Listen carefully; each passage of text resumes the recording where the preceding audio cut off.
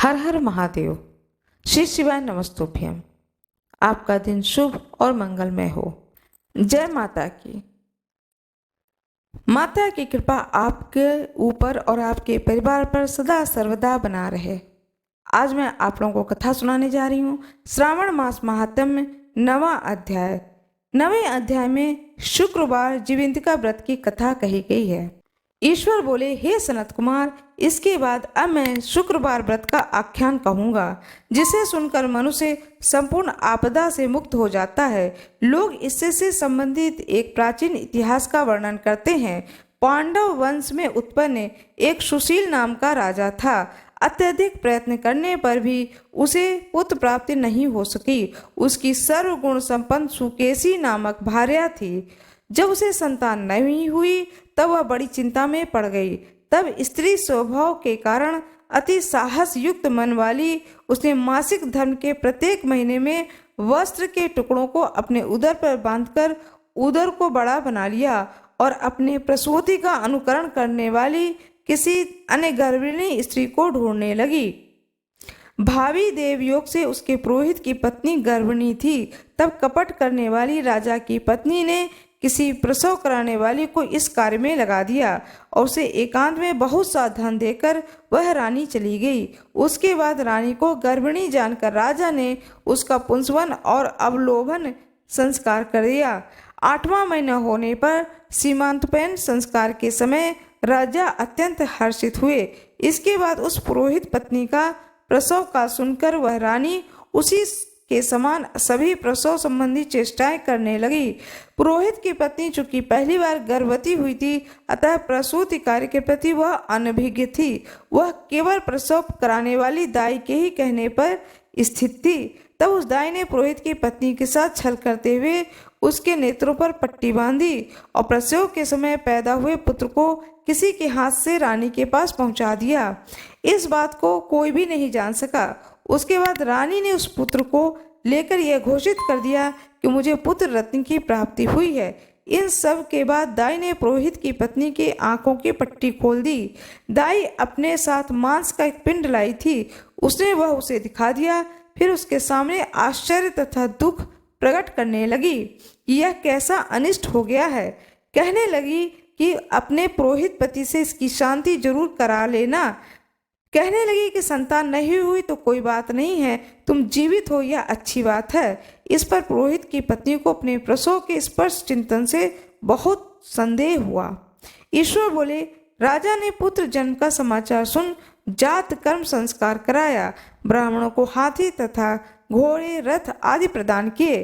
राजा ने कारागार में पड़े सभी कैदियों को प्रसन्नता पूर्वक मुक्त करा दिया।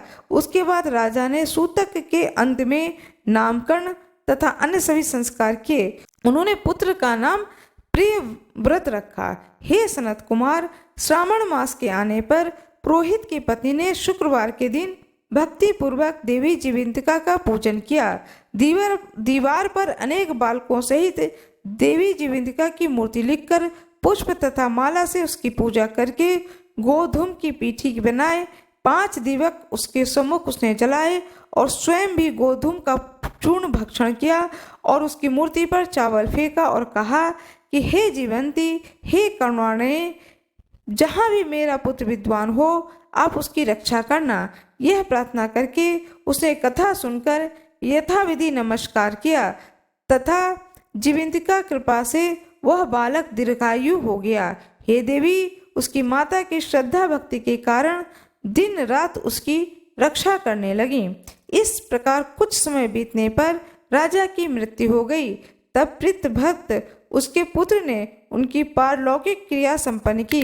इसके बाद मंत्रियों तथा पुरोहितों ने प्रियव्रत को राज्य पर अभिषिक्त किया तथा कुछ वर्षों तक प्रजा का पालन करके राज्य भोग कर वह पितरों के ऋण से मुक्ति के लिए गया जाने की तैयारी करने लगा।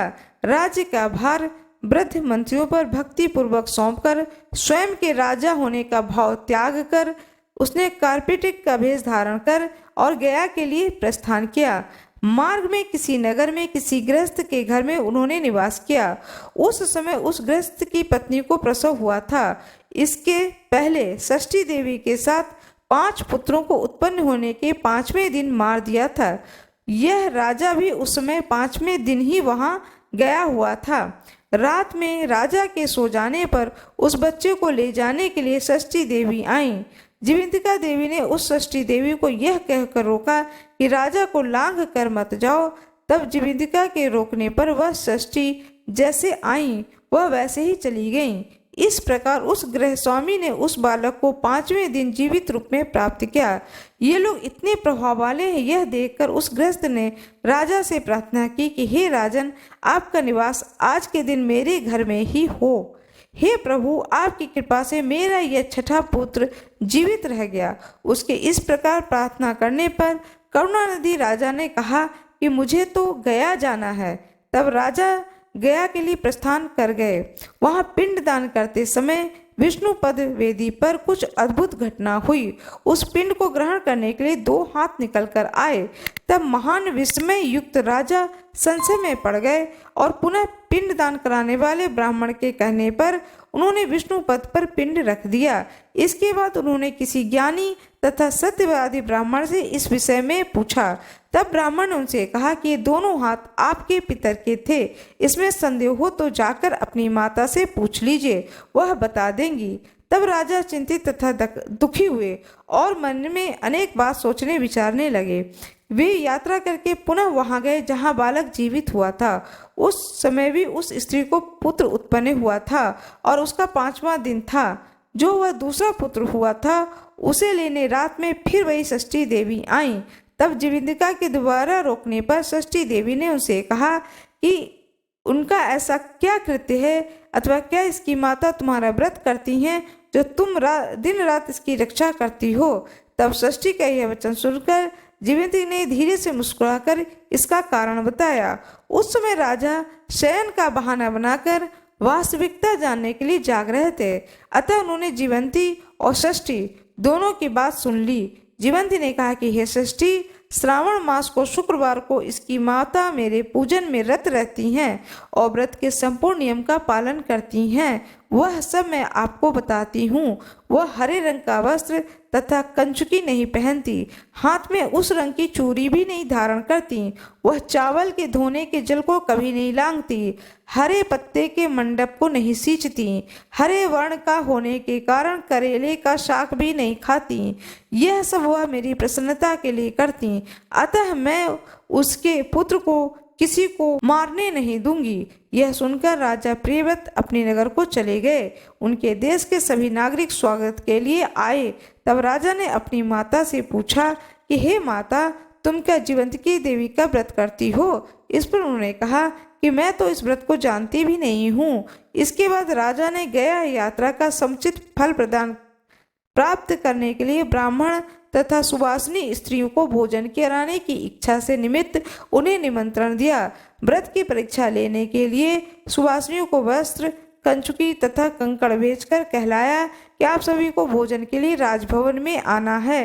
तब पुरोहित की पत्नी ने दूत से कहा कि मैं हरे रंग की कोई भी वस्तु कभी ग्रहण नहीं करती हूँ। राजा के पास आकर दूत ने उसके द्वारा कही गई बात राजा को बता दी।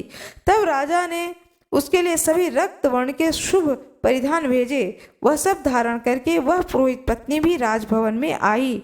राजभवन के पूर्वी द्वार पर चावल के धोने का जल पड़ा देखकर और वहां हरे रंग का मंडप देखकर वह दूसरे द्वार से गई। तब राजा ने पुरोहित की पत्नी को प्रणाम करके इस नियम का संपूर्ण कारण पूछा। इस पर उसने इसका शुक्रवार व्रत बताया। इस प्रिय व्रत को देखकर उसके दोनों स्तनों में बहुत से दूध निकलने लगे। दोनों वक्ष स्थलों से उस राजा को दुग्ध की धाराओं से पूर्ण रूप से सिंचित कर दिया गया।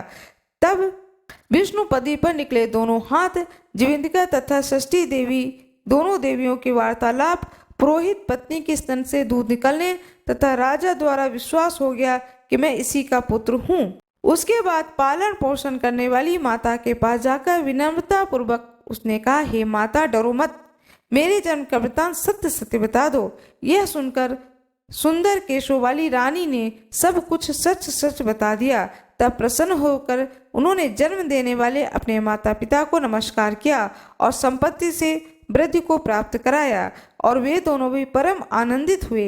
एक दिन राजा प्रियव्रत ने रात में देवी जीवंती से प्रार्थना की, हे जीवंती, मेरे पिता तो ये हैं, तो फिर गया वे दोनों हाथ कैसे निकल आए थे? तब देवी ने स्वप्न में आकर संशय का नाश करने वाला वाक्य कहा, हे प्रियव्रत, मैंने तुम्हें विश्वास दिलाने के लिए यह माया की थी, इसमें संदेह नहीं है। हे सनत कुमार, यह सब मैंने आपको बता दिया। श्रावण मास में शुक्रवार के दिन इस व्रत का अनुष्ठान करके मनुष्य सभी मनोरथों को प्राप्त करता है। इस प्रकार श्री स्कंद पुराण के अंतर्गत ईश्वर सनत कुमार संवाद में श्रावण मास महात्म्य में शुक्रवार जीवंती का व्रत कथन नामक 9वां अध्याय पूर्ण हुआ। हर हर महादेव। जय श्री राधे राधे। राधे राधे। मेरा ये वीडियो कैसा लगा कृपया कमेंट बॉक्स में ज़रूर बताएं। वीडियो को लाइक करना ना भूलें, चैनल को सब्सक्राइब कर दें, बेल आइकन जरूर दबा दें। धन्यवाद।